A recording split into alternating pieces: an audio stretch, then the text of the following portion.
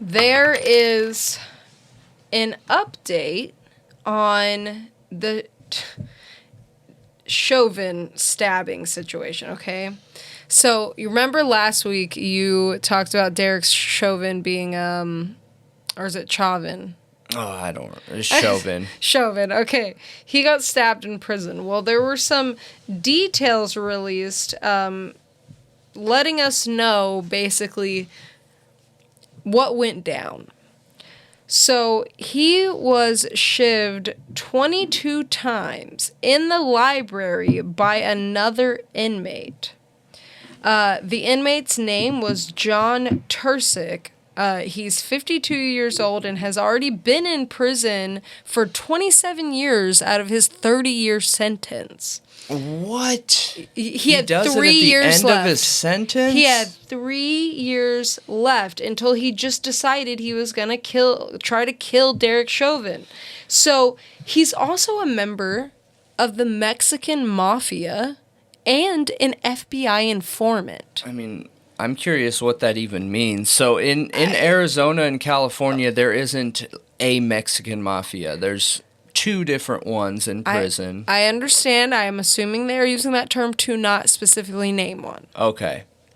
But he's also an FBI informant. It says that he at first would not admit to wanting to kill Chauvin, but then says that once the FBI showed up to the prison to interrogate him or interview him, he waived all of his Miranda rights. Really? Yeah. Now, that's weird. And this goes on to say that the FBI doesn't typically show up to prison murders. No. Like, that is not normal unless there was a hit on somebody or the perp or victim was an informant. Or all of the above. I'm kind of wondering, you know what I mean? Yeah, is Derek Chauvin? I don't know. It's just weird that... So supposedly he admitted to it after the FBI showed up and he waived all of his Miranda rights. Well, he says that he confessed... The guy that stabbed him. Yes. Okay, the guy that stabbed him, which is Tursick or whatever. So are you saying that he is an FBI informant or Chauvin is? Tursick is, in fact, an FBI informant. Okay. Like, we know that for a fact. Okay. And I'll go on to tell you why. So, Tursick, he confessed to trying to kill him, and he said that he was trying to kill Derek Chauvin on Black Friday, because that's the day he was stabbed, to avenge black people for the Black Lives Matter movement. Okay. And, but he's in a Mexican gang, okay, like mafia as they're calling it, who poisoned black people his whole career with drugs, is what this goes on to say. And now he's a social justice warrior. Well, he was then moved prisons. We don't know which one, but the FBI took him out of there and moved him to a different prison. Another federal prison. I have no idea which one. So who is this guy, Tursick? Well, he's Croatian. He's not even Mexican. Okay. And his history with the FBI is basically that he flipped on the Mexican mob in the late 90s, and he helped lock up over 40 of them. And when he's not in the Mexican Mafia. Not anymore, clearly. You're right. And when he was in court for that, he actually said out to the court that he committed those crimes not like just for funsies, but because he had to stay alive, and he told the FBI, because he literally is in there for crimes he committed while being an informant. And he said he told the FBI that he needed to do these things to be able to stay alive in that situation as an informant. And they were like, yeah, just do what you got to do. And then he goes down and goes to prison for them all. Yeah. After being an informant for them. Yeah. And locking up like over 40 mob members. I think that's fair. It's kind of crazy, though. Yeah.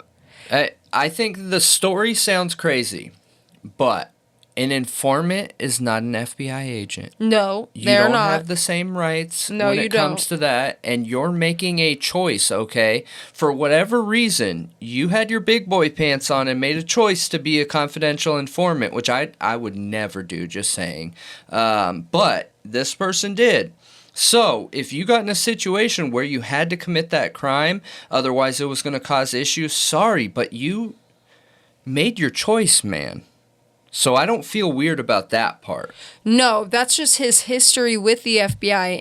And now that he did this, where he tried to, it almost feels like it's trying to stir up like political stuff, is what it feels like. He feels crazy to me. Yeah. Like there's something not connected.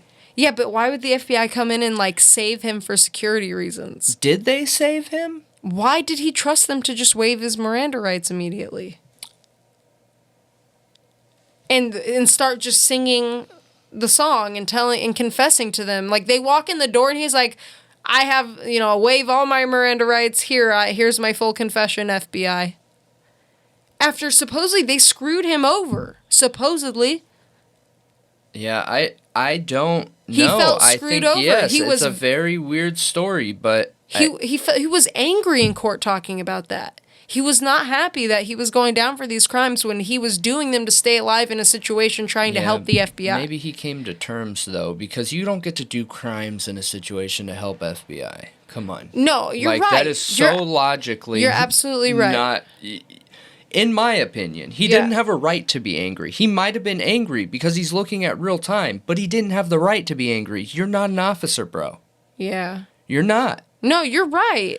It's just really strange, The situation is strange, but we don't know all the details. We have no idea if he committed this crime and then was in there yelling and saying, hey, get the FBI here. You get the FBI here, and I'll say whatever you want. I'll tell them I did it. I'll confess. I'll do this. I'll do that. You know what I mean? Like, there's a lot of details that you could leave out that would force the FBI to get there, because depending on where it's at in Arizona, there are a ton of FBI offices there. When we say FBI, it's not like, oh, shoot, our man's in trouble. Let's fly out from Washington, D.C. now and get there and go see it. Like, no, they're probably right down the block, bro. All they did from the FBI office, hop in their car and go.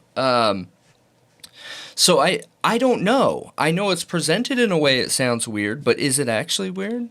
I don't know. It's funny because I stick up for the FBI a lot, and people are like, gosh, in our comments, people are like, gosh, I don't understand why Brendan loves the FBI so much, but I think any situation... Because he's secretly an FBI agent, duh. Right. I think in any situation, though, it doesn't matter that they're the FBI. You could put anything in front of that, and I would feel the same way. I'll have to test that. But yeah, I want to know what you guys think. You have any theories on what's going on here? Because it's really, really strange, and I don't quite know what to think about it, if I'm being honest. Like, the information is just so outrageous, I knew I had to bring it up. Well, and it's weird to me, too, but it could just be a totally insane man. Exactly. And both people are in a protective custody. Yep. They aren't in general population, Nope. which is really strange. Like, the whole thing, it's really weird. Yeah, but I've also, I posted to Twitter not that long ago, basically how they will put informants in really close places to high-profile suspects or, convicts, and try to get them to talk and, put them in that position on purpose. So he's clearly a notorious snitch. Yeah. To be in there with a very high-profile